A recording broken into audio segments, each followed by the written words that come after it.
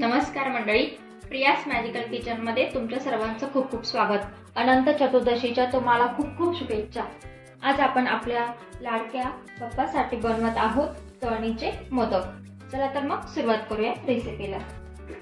त्यासाठी एक मी भांडं घेतलेलं आहे इथे, त्यामध्ये मी टाकत आहे 2 वाटे गव्हाचं पीठ। गव्हाच्या पिठापासून बनवते गव्हाचं पीठ। चाळून घेतलेलं आहे मी चाळणीने बारीक। 2 वाटे गव्हाचं पीठ, त्यामध्ये टाकते चिमूटभर मीठ, चवीनुसार थोडंसं, आणि त्यासाठी आपल्याला मोहन करायचं आहे। ते तेलाचं करते मी। इथे मी 3 चमचे तेल घेतलंय, ते गरम करते।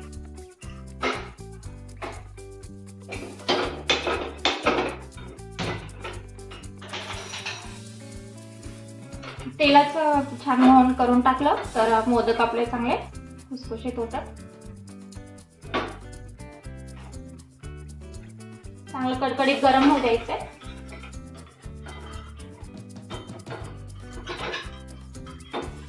तर मग आपल्याला झालं की पिठामध्ये ओतायचं।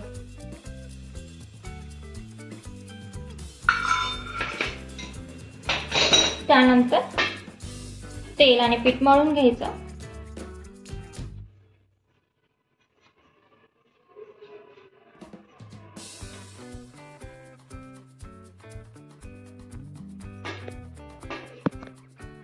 मला असं वाटतं आपली हिंदू संस्कृती इतकी श्रीमंत आहे। एक छोटंसं वाटतं की आपले गणपती बाप्पा साठी आपण जेव्हा गणपती बाप्पा येतात तेव्हा सुद्धा मोदक बनवतो,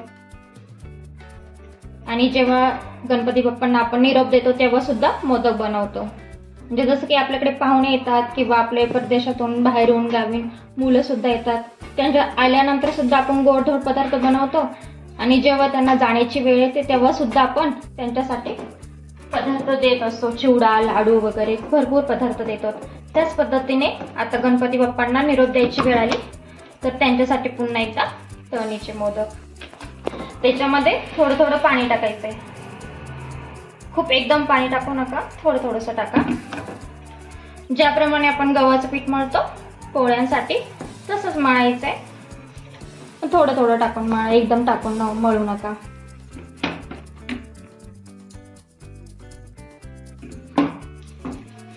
तर पीठ थोडंसं घट्ट ठेवा, पातळ नका ठेवू, घट्ट असं पीठ मळा।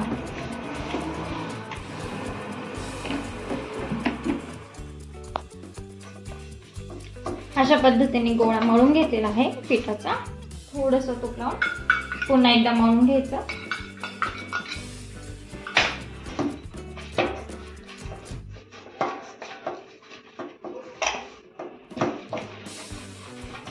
घट्टसर गोळा मळा असा।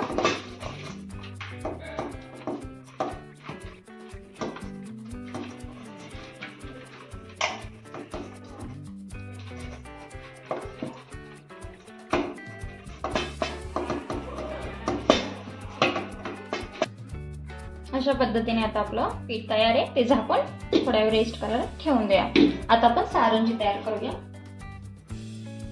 गॅसवरती मी ठेवते इकडे टाकण्यासाठी।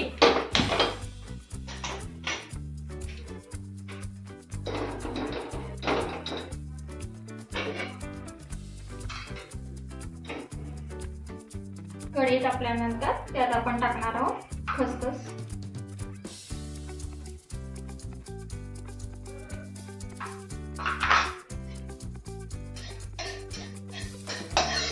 खसखस भाजून घ्यायची।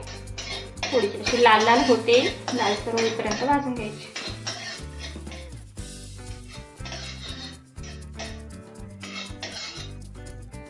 त्यानंतर आपण त्यात टाकणार आहोत खोबऱ्याचा किस।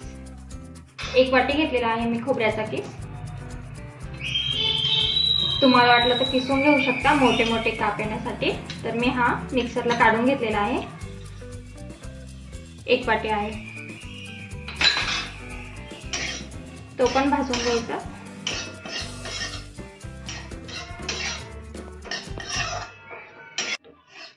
खोबऱ्याचा किस भाजून झालाय, थोडासा लाल करायचा आहे, खूप जास्त करायचा नाही आपल्याला। त्यानंतर आपण टाकूया हा अर्धा वाटी गूळ। 1 वाटीला अर्धा वाटी गूळ,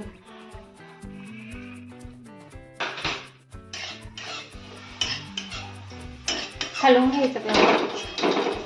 खोबरं आणि गूळ एकत्र करून घ्यायचं एकजे.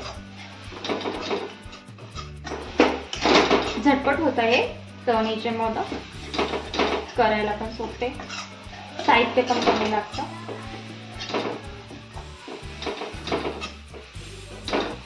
त्यानंतर आता आपण टाकूया त्याच्यामध्ये ड्रायफ्रुट्स. त्यामध्ये मी घेतलेला आहे बदामाचे काप आणि थोडेसे मनुके, ते टाकूया.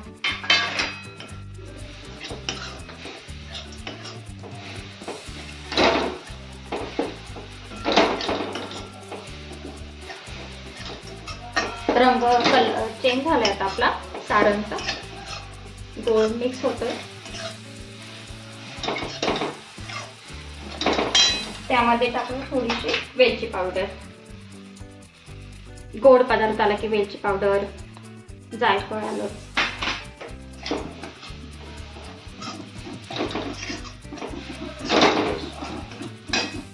त्यानंतर थोडंसं जायफळ टाकायचं, थोडंसं अगदी.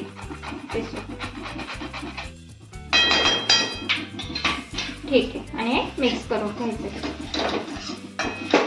अगदी थोड्या वेळ करायचं आपल्याला, खूप जास्त याने करायचं नाहीये. अशा पद्धतीने आता आपलं सारण तयार झालेलं आहे. वास पण मस्त येतो जायफळ टाकल्यावरती, वेलची टाकल्यावरती. सारण तयार झालंय. मी थंड होण्यासाठी ठेवलेलं आहे.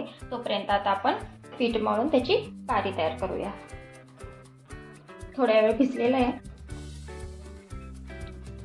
15 ते 20 मिनिटं चांगलं भिजू दिलं आहे. आता आपण त्याचे गोळे करूया आणि लाटून घेऊया पारी. तुम्हाला वाटलं तर एक गोळा लाटून मग पारी तयार करू शकता. मी आता आपली चपाती लाटतो तशीच एक पारी तयार करणार आहे आणि ती कापणार आहे गोल झाकणाने.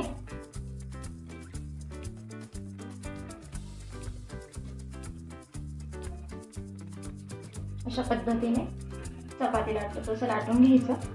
पातळच लाटायचं.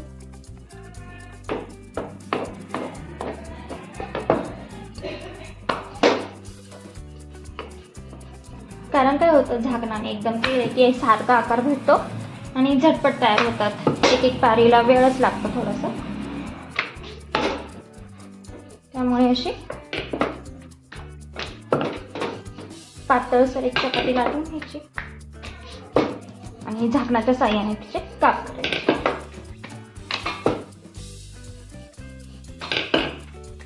खूप जाड पण नाही ठेवायची, पातळच करायची आहे.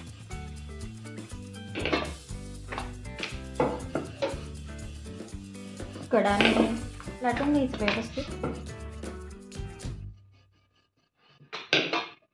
अशा पद्धतीने आता आपली तयार आहे.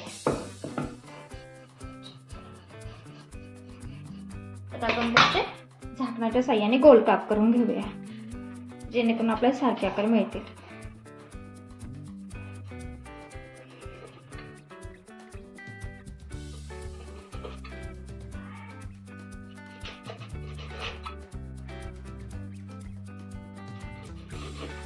आणि झटपट सुद्धा होईल. बघू शकता, या पद्धतीने लाटून घ्यायचे.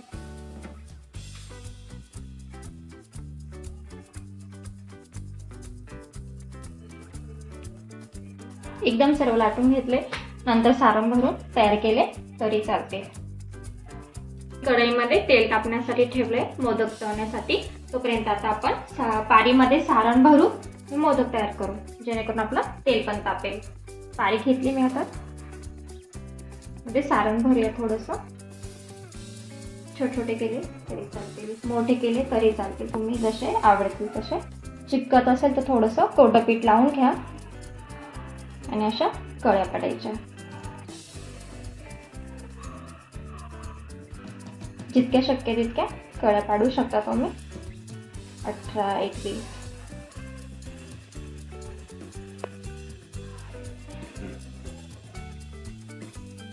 अशा कळ्या पाडून घ्यायच्या. त्यानंतर मग मोदकचा कळ्यांचा वरती आणायचे मुकुट तयार करण्यासाठी. असं रोटेट करायचं एक साईडनेच. ते झाल्यानंतर सारण वरती येत असेल तर मध्ये मध्ये टिप करून द्यायचं.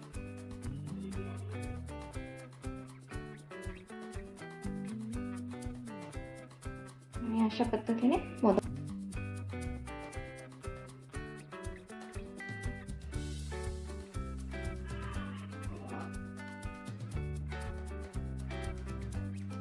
अशा पद्धतीने आता आपला मोदक तयार झालेला आहे. व्यवस्थित प्रेस करून घ्यायचं आहे, कारण कधी तेलात तळणार आहे त्याच्यामुळे फुटू शकतो आणि अंगावर उडू शकतो तेल, त्याच्यामुळे व्यवस्थित दाबून द्यायचा. आपण सगळं मोदक तयार करून घेऊया. अशा प्रकारे आता आपण सर्व मोदक बनवून घेतले. आता आपण ते तळून घेऊया. तेल तापण्यासाठी ठेवलेलं आहे. तेल तापले, टाकून घेऊया. हळू सोडूया.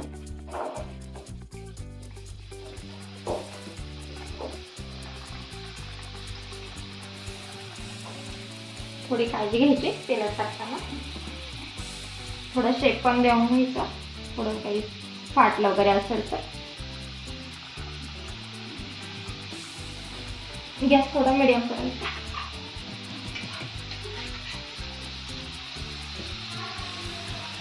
छान लालसर होईपर्यंत तळून घ्यायचं.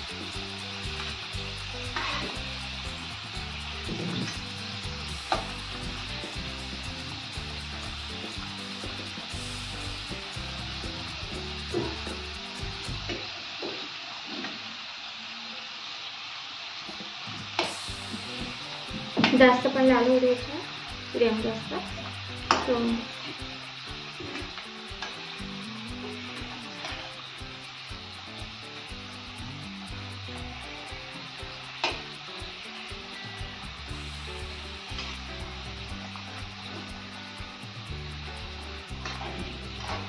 आता आपले मोदक व्यवस्थित लाल झालेले आहे. आपण थोडा गॅस बारीक करून काढून घेऊया.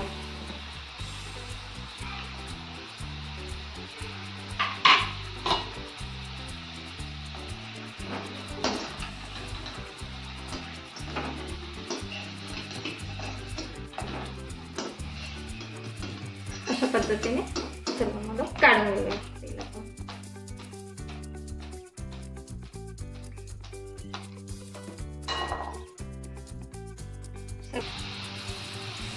अशा पद्धतीने आता आपण सर्व मोदक तळून घेऊया.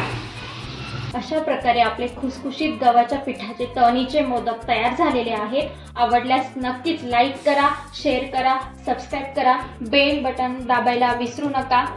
गणपती बाप्पा मोरया.